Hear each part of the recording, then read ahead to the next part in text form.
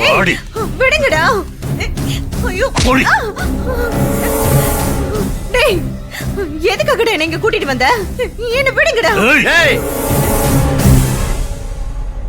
நான் நினைச்சதெல்லாம் நிறைவேறட்டும், அப்புறம் போகலாம்.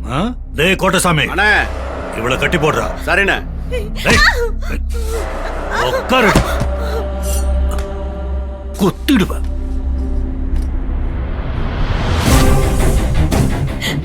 நீங்க பண்ற இந்த அநியாயத்தை எல்லாம் ஆண்டவன் மேல இருந்து பாத்துட்டு தான் இருக்க. நீங்க நல்லாவே இருக்க மாட்டீங்கடா. நாசமா தாண்டா போவீங்க. ஏய் சும்மா கத்தாத. எங்கிட்ட இருந்து ஆண்டவன்ல எவனாலையும் உன்னை காப்பாத்த முடியாது.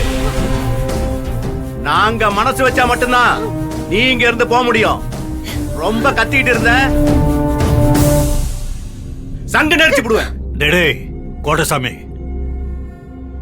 ரொம்ப மிரட்டாதடா. கல்யாண பொண்ணு பயந்துட போகுது. கோகிலா, நீயும் சத்தம் போடாம கொஞ்சம் அமைதியா இருமா. இந்த கோட்டசாமி பொல்லாத பையன். கோவம் வந்தா என்ன பண்ணுவானே தெரியாது. எங்க பாரு சுயம்பலிங்கம், எங்க குடும்பத்தை ரொம்ப சீரழிச்சு விட்டேன். இருந்தாலும் என் தங்கச்சி உங்ககிட்ட மன்னிப்பு கேட்டுப்புட்டா. இதை இத்தோட நிறுத்திக்கோ. நான் காணும்னு தெரிஞ்சா ஊர் சன மொத்தமும் உன்னதான் தேடி வருவாங்க. என்னை யாருக்கும் தெரியாம மண்டபத்துல கொண்டு போய் விடு. அதான் உனக்கு நல்லது. இந்த டே கோட்டசாமி, நேத்து வரைக்கும் புள்ள பூச்சியாட்டம் சுத்திக்கிட்டு இருந்துச்சு, இன்னைக்கு இந்த சீரு சீர்ரா. இந்த கோகிலா, கல்யாணம் நின்னு போச்சேன்னு நினைச்சுதானே இம்புட்டு கோவப்படுற. நாங்களும் உன்னை கல்யாணத்துக்காக தான் இங்க கூட்டிட்டு வந்திருக்கோம்.